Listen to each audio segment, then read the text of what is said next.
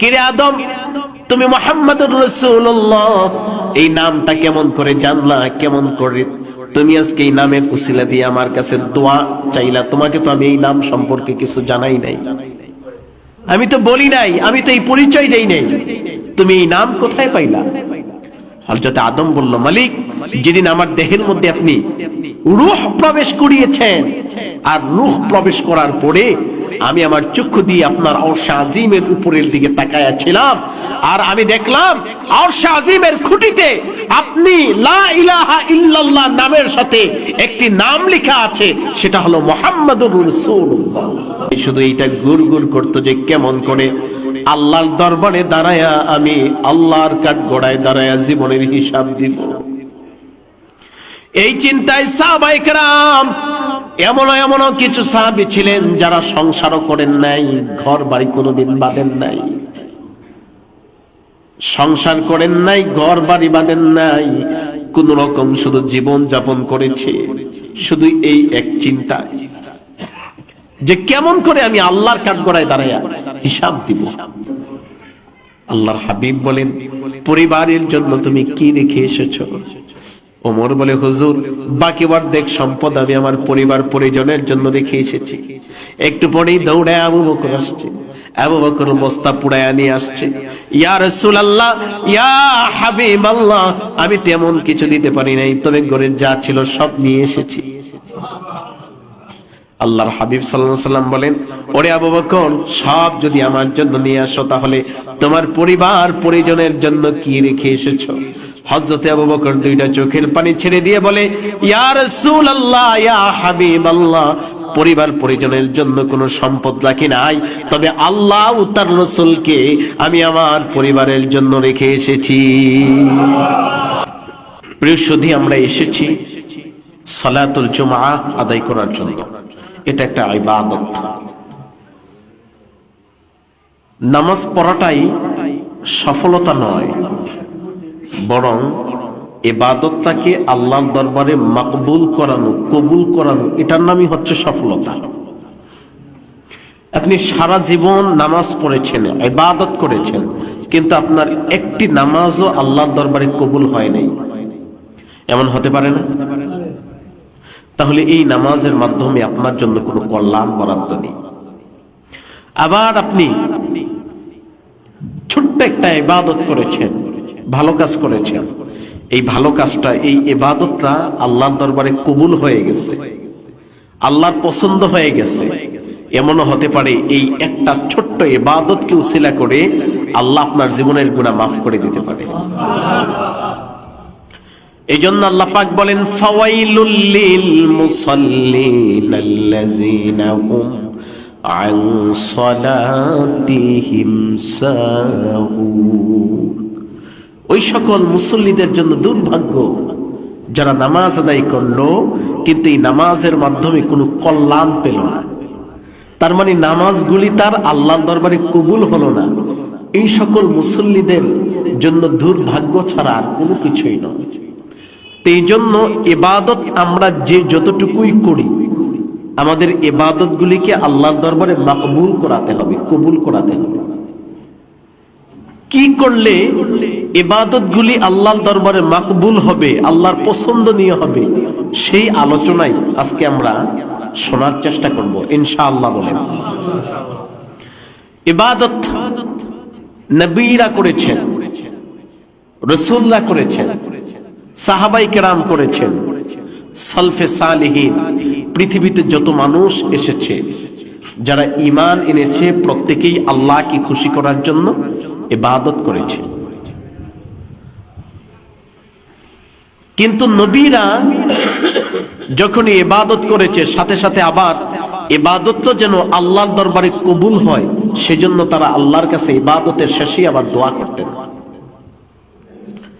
যেমনটা আল্লাহ পাক পবিত্র কোরআনে নবী ইব্রাহিম আলাইহিস সালাতু ওয়াস সালামের একটি দোয়া কবুল করানোর জন্য আল্লাহর কাছে কি বলছেন সেই কথাটা উল্লেখ করেছেন।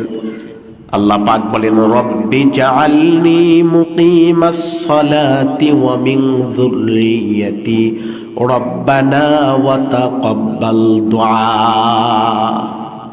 হে আল্লাহ, আমি যা করেছি তোমার কাছে যেই আরজিগুলিও পেশ করেছি, খাস করে তুমি এগুলি তুমি কবুল করে নাও। তুমি যদি কবুল করো তাহলে আমার জন্য কল্যাণ, আর যদি কবুল না করো তাহলে তার মাধ্যমে আমার জন্য কোনো কল্যাণ নাই। এজন্য আমাদেরকে ইবাদত করার পরেই আল্লাহর দরবারে আবেদন করতে হবে, আরজি পেশ করতে হবে।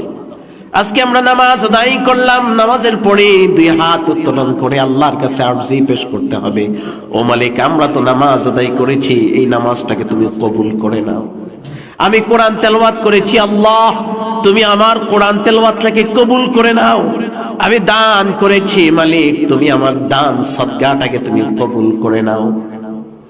যদি এভাবে ইবাদত করার পরে আল্লাহর কাছে মাকবুলিয়াতের জন্য আবেদন করি, হয়তোবা ভুল ভ্রান্তি মার্জনা করে আল্লাহ আমার আপনার ইবাদত গুলাকে মাকবুল করে নিতে পারে। আমরা ইবাদতের পরে বললাম, মালিক ইবাদত যেইভাবে করার দরকার আমরা তো ওইভাবে করতে পারি না।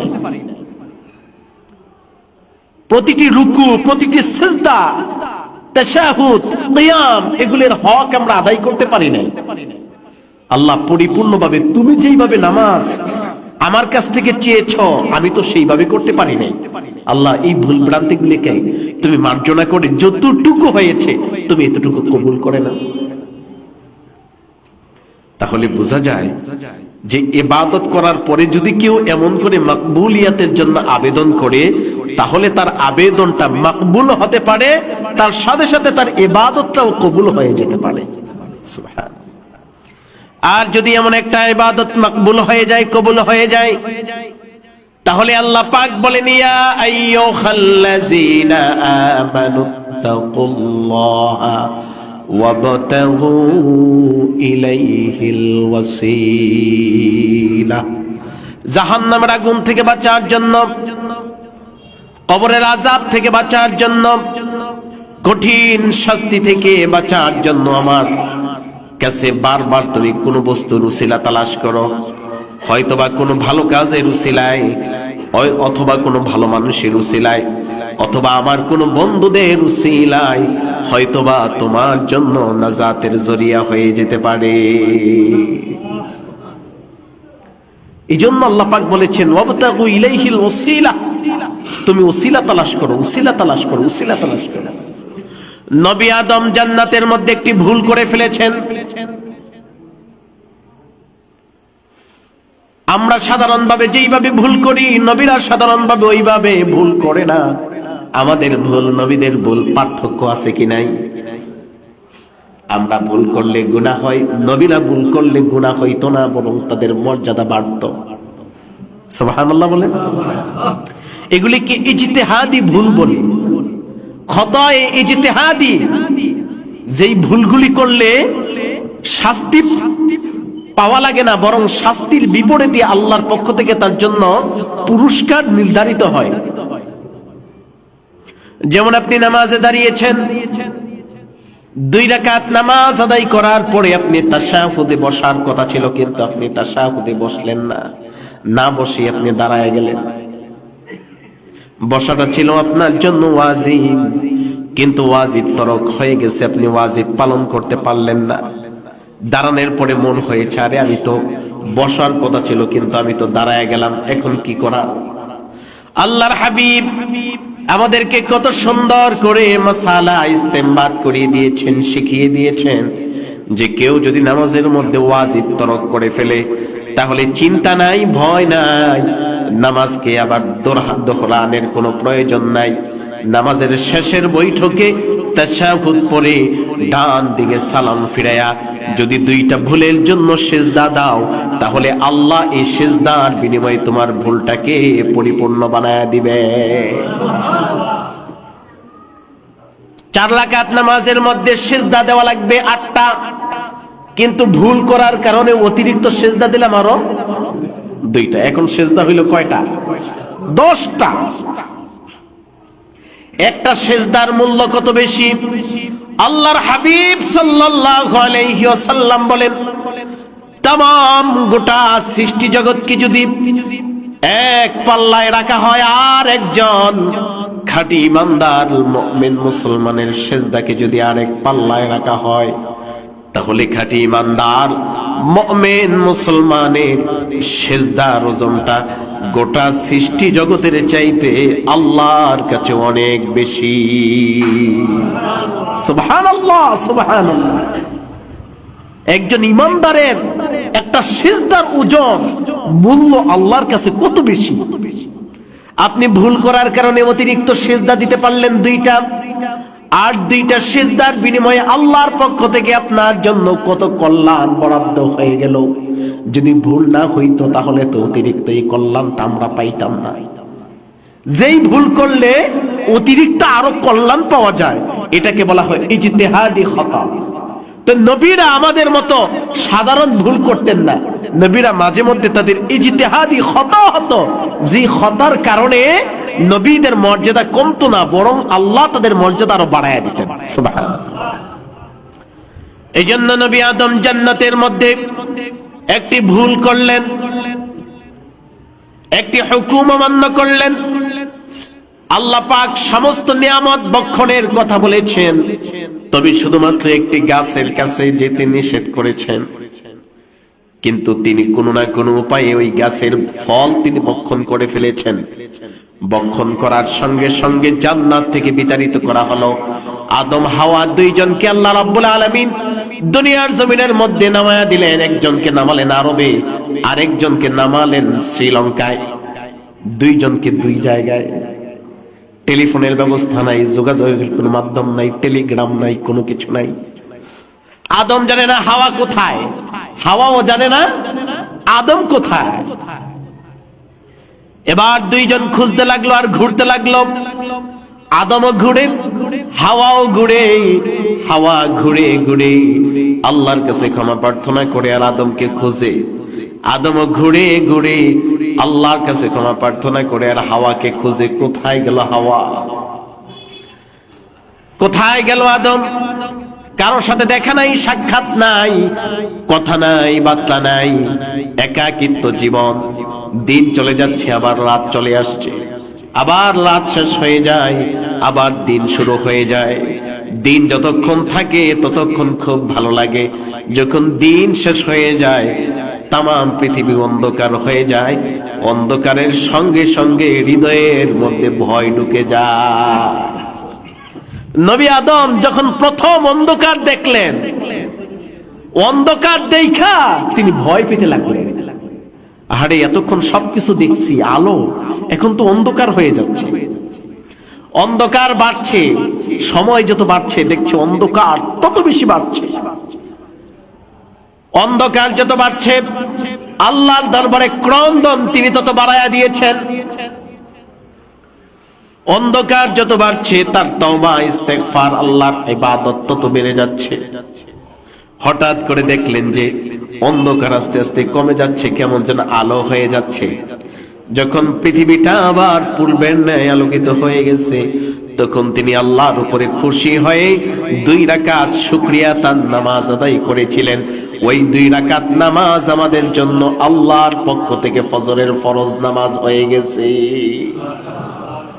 ফজরের যে ফরজ নামাজ আমরা আদায় করি, এটা হযরত আদম নবী আলাইহিস সালাম থেকে এসেছে। তিনি শুকরিয়া তান এইভাবে নামাজ আদায় করতেন প্রতিদিন।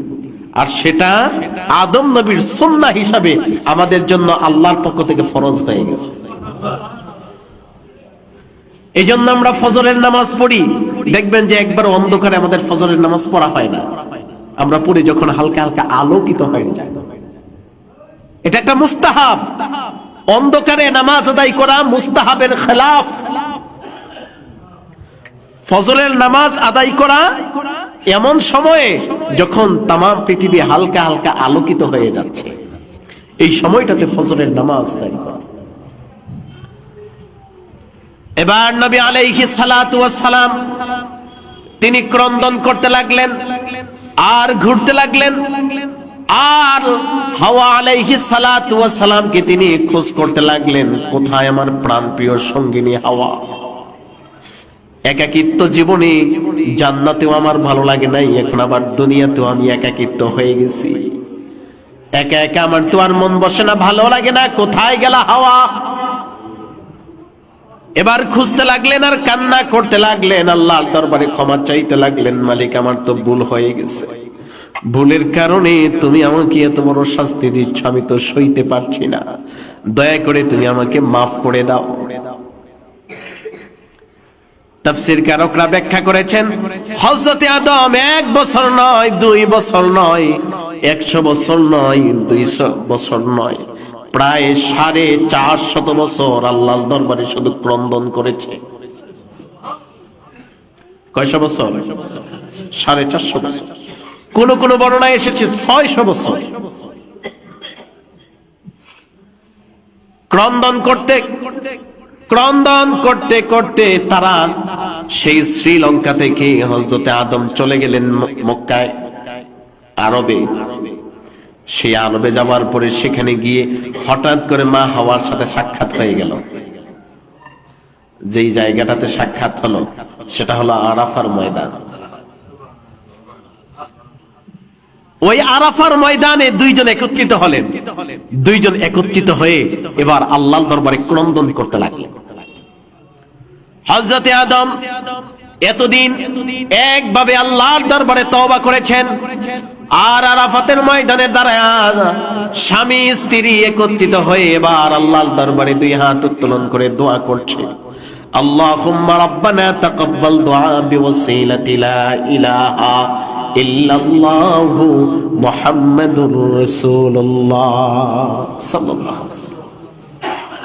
যখন এই দোয়া পড়ছে, দোয়ার সঙ্গে সঙ্গে আল্লাহর দরবার থেকে ইলহাম হয়ে গেছে, আওয়াজ চলে আসছে, কিরে আদম, তুমি মুহাম্মাদুর রাসূলুল্লাহ এই নামটা কেমন করে জানলা, কেমন করে তুমি আজকে এই নামের উসিলা দিয়ে আমার কাছে দোয়া চাইলা? তোমাকে তো আমি এই নাম সম্পর্কে কিছু জানাই নাই, আমি তো বলি নাই, আমি তো এই পরিচয় দেই নাই, তুমি এই নাম কোথায় পাইলা?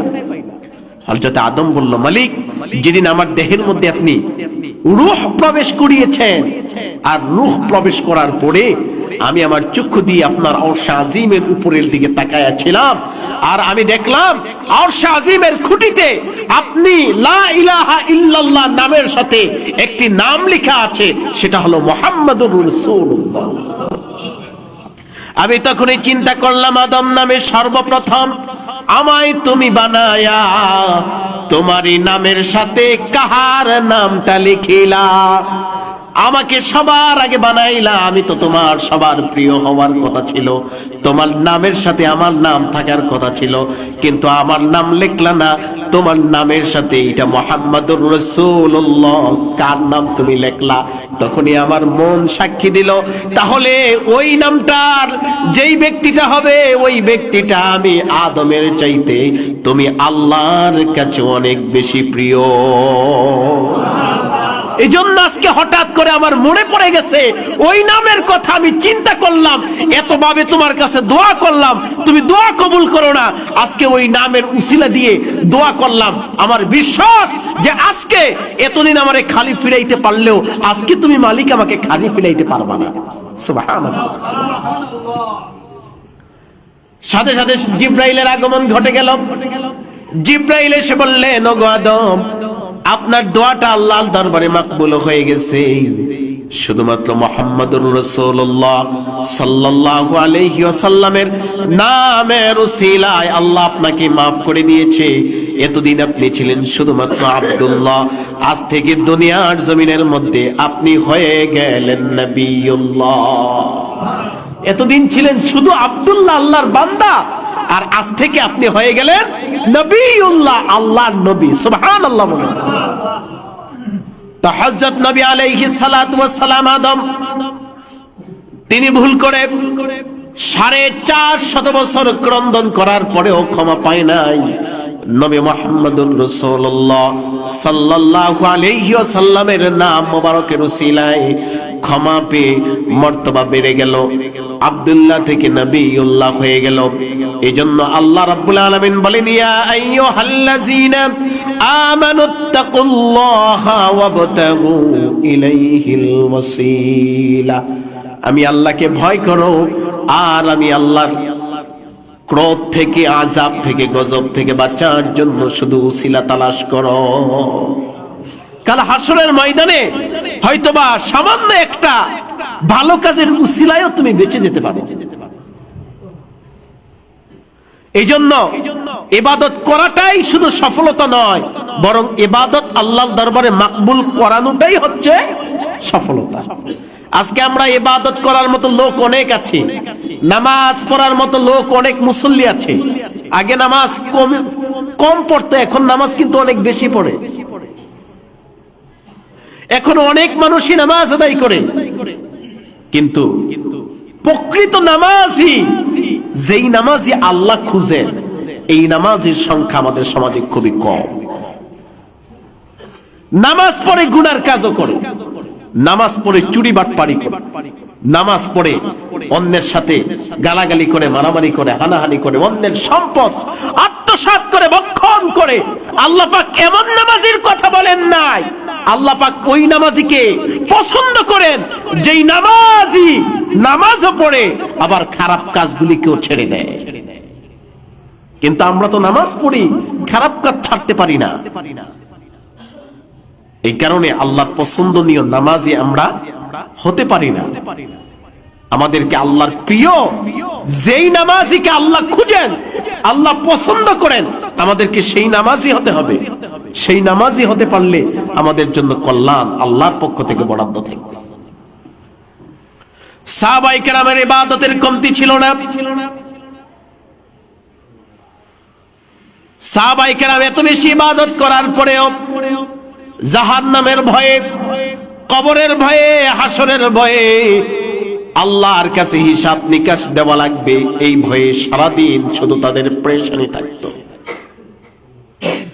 তাদের মাথায় শুধু এইটা গুড়গুড় করতো যে কেমন করে আল্লাহর দরবারে দাঁড়ায়া আমি আল্লাহর কাঠগড়ায় দাঁড়ায়া জীবনের হিসাব দিব। এই চিন্তায় সাহাবায়ে কেরাম, এমনও কিছু সাহাবী ছিলেন যারা সংসারও করেন নাই, ঘর বাড়ি কোনোদিন বাঁধেন নাই, সংসার করেন নাই, ঘর বাড়ি বাঁধেন নাই, কোন রকম শুধু জীবন যাপন করেছে শুধু এই এক চিন্তা যে কেমন করে আমি আল্লাহর কাঠগড়ায় দাঁড়ায়া হিসাব দিব।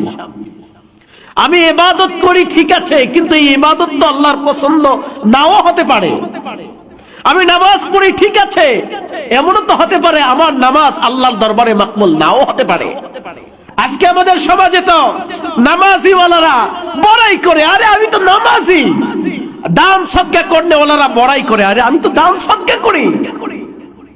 এই নামাজ, এই দান সদকা, এই কোরআন তেলাওয়াত, এই তাসবিহ তাহলিল, এর মাধ্যমেই তো আমার সফলতা হয়ে যাবে। না, ইবাদতের বিনিময়ে জান্নাতে যাওয়া কারো পক্ষে সম্ভব হবে না। আল্লাহর হাবিব বলেন, বনি ইসরাইলের যুগে এক ব্যক্তি ছিলেন যিনি 500 বছর আল্লাহর ইবাদতে কাটিয়েছেন। তার ইন্তেকালের পরে তাকে একটা আরামের জায়গা এলাকা হলো। কাল হাসরের ময়দানে ওই ব্যক্তিকে আল্লাহ রাব্বুল আলামিন ডাকবেন, ডাইকা বলবেন, ও ফেরেশতারা, আমার এই বান্দাটা 500 বছর ইবাদত বন্দেগী করেছে, আজকে আমি আমার করুণায়, আমার দয়ায় তাকে জান্নাত মালিক বানায় দিলাম। জান্নাতে নিয়ে যাও, তাকে জান্নাতুল ফেরদাউসের টুকরা আমি তার জন্য বরাদ্দ করে দিলাম। ফেরেশতারা তাকে জান্নাতে নিয়ে যাওয়ার জন্য তৈরি হবে। এবার লোকটি বলবে, ও মালিক, আমি তোমার দয়ায়, তোমার করুণায় জান্নাতে যেতে চাই না, বরং আমি যে 500 বছর ইবাদত বন্দেগী করেছি, ওই ইবাদতের বিনিময়ে তুমি আমাকে জান্নাত দিয়ে দাও। দ্বিতীয়বার আবার আল্লাহ রাব্বুল আলামিন বললেন যে, ও ফেরেশতারা, আমার করুণায়, আমার দয়ায়, আমার মায়ায়, আমার মমতায় তাকে তোমরা জান্নাতে নিয়ে যাও।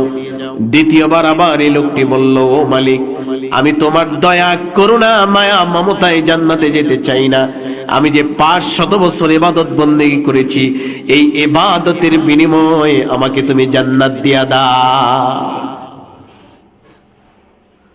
আল্লাহ রাব্বুল আলামিন তৃতীয়বার আবার ফেরেশতাদেরকে বললেন যে, ও ফেরেশতারা, আমার এই বান্দাকে আমার দয়ায়, আমার করুণায়, আমার মায়ায়, মমতায় জান্নাতে নিয়ে যাও। এবারও লোকটি বলল যে না, আমি আপনার দয়ায়, মায়ায়, করুণায় জান্নাতে যেতে চাই না, বরং 500 বছর যে ইবাদত বন্দেগী করেছি, ওই ইবাদত বন্দেগীর উসিলায় আমাকে তুমি জান্নাতের মালিক বানায়া দাও। এবার আল্লাহ রাব্বুল আলামিন ফেরেশতাদেরকে ডাকবেন, এই ফেরেশতারা, এবার তোমরা হিসাব মিলাতে থাকো, তাকে যে আমি কত হাজার হাজার নিয়ামত দিয়েছি, আর ওই নিয়ামত তার ইবাদতের সাথে মিলাতে থাকো। দেখো সে আমার নিয়ামতের উপরে সে সফলতা অর্জন করতে পারে কিনা। এবার ফেরেশতারা তার ইবাদত আর আল্লাহর নিয়ামত মাপামাপি শুরু হয়ে গেল। কিছুক্ষণ পরে একজন ফেরেশতা বলছি, আল্লাহ, আপনি যে তাকে দেখার জন্য 2টা চক্ষু দিয়েছেন, দুনিয়ার জমিনের মধ্যে কি অপরূপ সৌন্দর্য দেখতে পেয়েছে। অনেক মানুষ আছে যাদের চক্ষু নাই, জন্ম থেকেই অন্ধ। পৃথিবী কি জিনিস, মানুষ দেখতে কেমন, দুনিয়া দেখতে কেমন, তারা কোনোদিন দেখে নাই। কিন্তু মালিক আপনি তো দয়া করে, মায়া করে তাকে 2টা চক্ষু দিয়েছেন। এই চক্ষু দিয়ে সে মৃত্যু পর্যন্ত সবকিছু দেখেছে, দেখে দেখে আরাম আয়েশ করেছে, দেখে দেখে আপনার ইবাদত বন্দেগী করেছে। শুধুমাত্র এই এক দৃষ্টির কারণে তার 500 বছরের ইবাদত একটা নিয়ামতের সাথে সমান হয়ে গেছে। এক নিয়ামতেই 500 বছরের ইবাদত শেষ। এখন বাকি নিয়ামতগুলি হিসাব করার মতো তো আর তার কাছে ইবাদত নাই। তখন আল্লাহ পাক বললেন যে যাও, যেহেতু ইবাদতের দাপটে জান্নাতে যেতে চেয়েছে, আমার এক নিয়ামতের সাথে টক্কর দিয়েই তো ইবাদত শেষ। এখন তো আর জান্নাতে যাওয়ার মতো কোনো রাস্তা নাই। তোমরা তাকে এখন টেনে হিসে জাহান্নামের মধ্যে নিয়ে যাও। জাহান্নামের ফেরেশতারা আল্লাহর হুকুম পাইয়া এবার তাকে টেনে হিসে জাহান্নামের দিকে নিয়ে যাচ্ছে। কিছুক্ষণ যাওয়ার পরে লোকটি এবার চিৎকার করে বলছে, ওগো মালিক, ওগো আল্লাহ, দয়া করে তুমি আমাকে মাফ করে দাও। ইবাদতের বিনিময়ে না, বরং তোমার দয়া করুণা মায়ায় আমাকে জাহান। কোরআন পড়ি, মানুষের কাছে বলে বেড়ায়, আমি এইটা করি, আমি এইটা করি, আমি সেইটা করি। আল্লাহ পাক বলেন, ফাওয়াইলুল লিল মুসাল্লিন, ওই সকল নামাজীদের জন্য দুর্ভাগ্য যারা নামাজ পড়ে, ইবাদত করে, আবার মানুষের কাছে রটায়া বেড়ায়, নাম ফুটায়, লোক দেখায়। ওই ইবাদতের বিনিময়ে আমি আল্লাহর পক্ষ থেকে কোনো কল্যাণ বরাদ্দ থাকে না, বরং অকল্যাণ তাদের জন্যই বরাদ্দ হয়ে যায়। এই জন্য সাহাবায়ে কেরাম এত ইবাদত করতেন। এত ইবাদত করার পরেও তারা চিন্তায় থাকতেন যে আল্লাহর দরবারে কেমন করে তার কাঠগড়ায় দাঁড়িয়ে আমরা হিসাব দিব। আল্লাহর কাঠগড়ায় দাঁড়ায় তো আমাদেরকে অবশ্যই হিসাব দিতে হবে। হিসাব না দেওয়া পর্যন্ত আমাদের তো হাসরের ময়দান থেকে এক কদম নড়াচড়ার কোনো উপায় থাকবে না। হযরতে আবু বকর আল্লাহর হাবিব সাল্লাল্লাহু আলাইহি ওয়াসাল্লামের এত বেশি সহযোগী ছিলেন, যিনি আল্লাহর হাবিবের সঙ্গে ছায়ার মতো লেগে থাকতেন, যিনি আল্লাহর হাবিবের সঙ্গে এতটাই সম্পর্ক তৈরি করে ফেলেছিলেন। আল্লাহর হাবিব বলেন, দুনিয়ার জমিনের মধ্যে সবার ঋণ পরিশোধ করে দিতে পারবো, কিন্তু আবু বকরের ঋণ আমি রাসূলুল্লাহ পরিশোধ করতে পারবো না। তার ঋণ পরিশোধ করবে আল্লাহ হাসরের ময়দানে। সুবহানাল্লাহ, সুবহানাল্লাহ। সেই আবু বকর মাঝে মধ্যে আফসোস করতেন আর বলতেন, হায় হায়, আমার কি হলো? আমি যদি মানুষ না হয়ে যদি মাটি হয়ে যেতাম, তাহলে আমার কোনো বিচার আচার থাকতো না, হাসরের ময়দানে আমার কোনো কফিয়ত দেওয়া লাগতো না। একদিন তিনি হেঁটে যাচ্ছেন, আর পাশে দেখেন একটা সুন্দর পাখি। এবার পাখিকে ধরে বলেন, ওরে পাখি, তোর কপালটা বড় ভালো, তোর কোনো হিসাব নাই, তোর কোনো নিকাশ নাই, তোর কোনো জবাবদিহিতা নাই। প্রতিদিন বাসা থেকে খালি পেটে বের হও, মন যা চায় তাই খাও, যেখানে ইচ্ছা থেকে সেখানেই যাও, আবার সন্ধ্যায় পেট পুড়ায় তুমি বাসায় ফিরে আসো, মরার পরেও তোমার কোনো হিসাব নাই। কিন্তু আমি আবু বকরের কি হলো, দুনিয়া নিয়েও পেরেশানি, আখিরাত নিয়েও পেরেশানি। কবরে যাওয়ার পরেই তো আমার হিসাব শুরু হয়ে যাবে। মুনকার নকিরের সওয়াল জবাব যদি দিতে পারি তাহলে আমার কপালটা ভালো হবে, আর যদি দিতে না পারি তাহলে আমার কপালটা বড় খারাপ হয়ে যাবে। হাসরের ময়দানে দাঁড়াবো, আল্লাহর কাঠগড়ায় দাঁড়ায় আমার জবাবদিহিতা করতে হবে, আমার জীবনের হিসাব দিতে হবে, কোন কাজে কোন সময় কিভাবে কোন জায়গাতে কেমন করে আল্লাহর হুকুমগুলি আমি কতটুকু মানতে পেরেছি, এই হিসাব আমাকে দিতে হবে। আর এই হিসাব আমি কি আবু বকর হাসরের ময়দানে দিতে পারবো? কোন এক যুদ্ধে আল্লাহর হাবিব সাল্লাল্লাহু আলাইহি ওয়াসাল্লাম সাহাবায়ে কেরামকে বললেন, ও সাহাবীরা, যুদ্ধের ময়দানে যাওয়া লাগবে। যুদ্ধের ময়দানে যেতে হলে অস্ত্র লাগবে, শস্ত্র লাগবে, পোশাক লাগবে, ওট লাগবে, ঘোড়া লাগবে, তরবারি লাগবে, তীর ধনুক লাগবে। যাদের নাই ওই সকল যোদ্ধাদেরকে দিতে হবে অর্থের প্রয়োজন, তোমরা অর্থ দাও। আল্লাহর হাবিব রুমালটা বিছিয়ে দিলেন। হযরত ওমর তার জীবনের সমস্ত সম্পদের অর্ধেক নিয়ে আসলেন।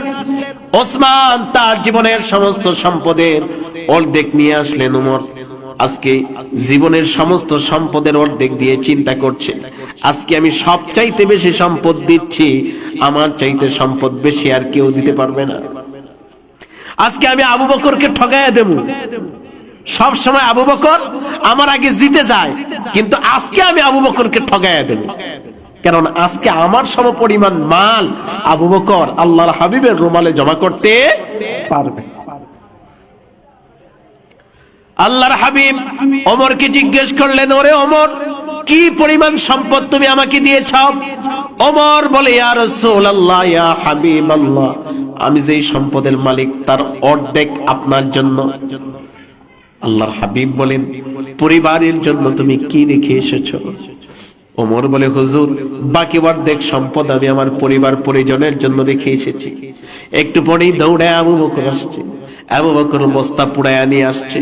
ইয়া রাসূলুল্লাহ, ইয়া হাবিবাল্লাহ, আমি তেমন কিছু দিতে পারি নাই, তবে ঘরে যা ছিল সব নিয়ে এসেছি। আল্লাহর হাবিব সাল্লাল্লাহু আলাইহি ওয়াসাল্লাম বলেন, ওরে আবু বকর, সব যদি আমার জন্য নিয়ে আসো তাহলে তোমার পরিবার পরিজনের জন্য কি রেখে এসেছো?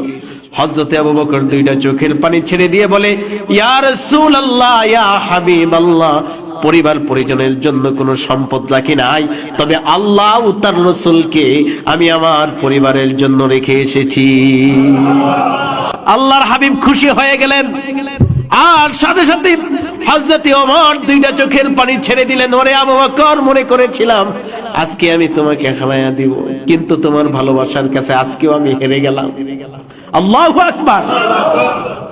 হযরত আবু বকর দুইটা চোখের পানি ছেড়ে দিয়ে আল্লাহর হাবিবের দরবারে হাঁটু গেড়ে বসে আছেন। তাৎক্ষণিক জিবরাইলের আগমন ঘটে গেছে। আল্লাহর হাবিব সাল্লাল্লাহু আলাইহি ওয়াসাল্লাম বলেন, ওরে জিবরাইল, কেন এসেছো? অন্যান্য দিন আসো, তোমার দেহের মধ্যে হরেক রকমের পোশাক থাকে, কিন্তু আজকে তোমার দেহের মধ্যে খেজুরের পাতার চাটাইয়ের পোশাক, কারণটা কি? হযরত জিবরাইল বলে, ইয়া রাসূলুল্লাহ, ইয়া হাবিবাল্লাহ, হযরত আবু বকরের পরিবার তার জামা কাপড়গুলি পর্যন্ত আজকে আপনি রাসূলের রুমাল এনে হাজির করেছে। পরার মতো কোনো পোশাক নাই ঘরের মধ্যে, তারাও আজকে খেজুরের পাতার চাটাইয়ের পোশাক পরিধান করে বসে আছে। আমার আল্লাহর বড় পছন্দ হয়ে গেছে। এই কারণে শুধু আমি জিবরাইল নয়, আসমানের প্রতিটি ফেরেশতাকে আল্লাহ আজকে আবু বকরের এই দানকে কবুল করে সমস্ত ফেরেশতাদেরকে খেজুরের চাটাইয়ের পোশাক পরিধান করায়া দিছে। আল্লাহর এত সন্তুষ্টি থাকার পরেও সাহাবায়ে কেরামের চিন্তা ছিল যে আমার এই কাজ, আমার ইবাদত, এগুলিকে আল্লাহর দরবারে কবুল হয়েছে। যদি কবুল হয় তাহলে আমি সফল, আর যদি কবুল না হয় তাহলে আমার জিন্দেগি গর্বা। এইজন্য আল্লাহর হাবিব বলেন আখলিস দীনাকা ইয়াকফিকাল আমালুল কলিল, অল্প আমলই নাজাতের জন্য যথেষ্ট হয়ে যাবে।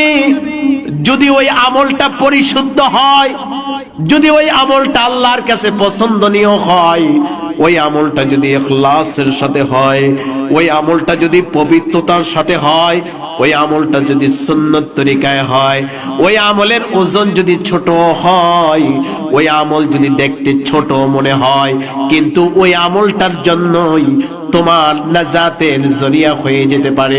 এই জন্য আমল অনেক বেশি করা, আমল অনেক বড় করাই সফলতা নয়, বরং ছোট্ট আমলটাকেও যদি আল্লাহর দরবারে মাকবুল করানো যায়, তাহলে এই মাকবুলকৃত আমলের বিনিময়ে এমনও হতে পারে আল্লাহ আমাদেরকে মাফ করে দিতে পারে। এই জন্য ইবাদত করার পরেই আল্লাহর দরবারে এই ইবাদত মাকবুল করানোর জন্য দোয়া করতে হবে। মালিক, যেতটুকু নামাজ পড়লাম, যে এইভাবে পড়ার দরকার ওইভাবে পড়তে পারি নাই, তারপরও তুমি ভুলগুলা মাফ করে দিয়ে কবুল করে নাও। যেইভাবে কোরআন তেলাওয়াত করা দরকার ওইভাবে কোরআন তেলাওয়াত করতে পারি নাই, আল্লাহ ভুলগুলি মাফ করে তুমি বাকিটুকু কবুল করে নাও। এইভাবে যদি আমরা ইবাদতের সাথে সাথে আল্লাহর দরবারে দোয়া করতে পারি, তাহলে আশা করা যায় যে আমাদের প্রতিটি ইবাদত আল্লাহর দরবারে মাকবুল হয়ে যাবে। কিন্তু আজকে এখন দোয়া নিয়েও আমাদের সমাজে ব্যাপক প্রতিহিংসা, বাড়াবাড়ি, ব্যাপক কথা কাটাকাটি। বলে যে আবার দোয়া আবার কি? নামাজ এটাই তো দোয়া হয়ে গেল, কোরআন তেলাওয়াত এটাই তো দোয়া হয়ে গেল, নামাজের পরে আবার দোয়া কি? অনেক মসজিদে আছে ফরজ নামাজের পরে মুনাজাত করে না, দোয়া করে না। অনেক মজলিস আছে, মজলিসের পরে দোয়া হয় না। অনেক মাহফিল আছে, মাহফিলের পরে দোয়া হয় না। আল্লাহর হাবিব বলেছেন আদ-দুআউ মুখুল ইবাদাহ, দোয়া হলো ইবাদতের মগজ, দোয়া হলো ইবাদতের মগজ। মগজ ছাড়া মানুষের যেমন কোনো দাম নাই, কোনো মূল্য নাই, দোয়া ছাড়া ইবাদতের তেমন কোনো মূল্য নাই। এই জন্য আমি বলি নামাজ ইবাদত, এটা হলো আবেদন, এটা হলো আবেদন, আর দোয়া এটা হলো মাকবুলিয়া। আপনি ইউনিয়ন পরিষদে একটা আবেদন করলেন যে কোনো কাজের জন্য, কিন্তু দিয়ে চলে আসলেন, বললেন না কারো কাছে, চেয়ারম্যানকে অনুরোধ করলেন না, পড়ে আছে, দিয়ে আসছেন পড়ে আছে। আবার আরেকজন আবেদন করছে, আবেদন কইরা চেয়ারম্যানের সাথে দেখা করছে, দেখা কইরা বলছে স্যার এটা আমার খুব বেশি প্রয়োজন, এটা আমার এই সমস্যার কারণে এটা খুব বেশি দরকার, আপনি যদি একটু কষ্ট করে এই আবেদনটা কবুল করে আমাকে কিছু ডোনেশন দেন তাহলে আমার খুব উপকার হয়, খুব উপকৃত হয়। তাহলে আপনারা বলেন যে ব্যক্তি আগে দিছে কিন্তু কথাবার্তা বলে নাই, দেখা সাক্ষাৎ করে নাই, তারটা গ্র্যান্টেড হবে, নাকি যিনি পড়ে দিয়ে আবার কথাবার্তা বলে অনুরোধ করছে তারটা গ্র্যান্টেড? পরেরটা ঠিক তো, নামাজ পড়লেন দোয়া করলেন না, তার মানে আল্লাহর সাথে আপনার কথোপকথন হলো না। আপনি দোয়া এই নামাজটাকে কবুল করানোর জন্য আল্লাহর কাছে অনুরোধ করলেন না, চলে গেলেন। আরেকজন নামাজ পড়লো, নামাজের পরে আকুতি মিনতি সুরে আল্লাহর কাছে তওবাও করলো, আবার বলল যে মালিক আমার নামাজটাকে কবুল করে না। তাহলে হিসাব করে দেখেন, একজন চেয়ারম্যান যদি পরের কাগজটা দেখা সাক্ষাৎ করুণা করার কারণে, অনুরোধ করার কারণে মাকবুল করতে পারে, তাহলে আমার আল্লাহ দয়া মায়ার কোনো কমতি নাই। সেই আল্লাহকে যদি আপনি অনুরোধ করে বলেন, তাহলে আল্লাহ আপনাকে কখনো খালি ফেরাইয়া দিতে পারে না। এজন্য আমাদের দোয়ার দরকার আছে, ঠিক কিনা বলেন? দোয়ার দরকার আছে। আল্লাহ পাক আমাদের সকলকে এমন ইবাদতগুলি করার তৌফিক দান করুক যে ইবাদতের মাধ্যমে আমাদের জন্য দুনিয়ার কল্যাণ বরাদ্দ হবে, আখিরাতের কল্যাণ বরাদ্দ হবে।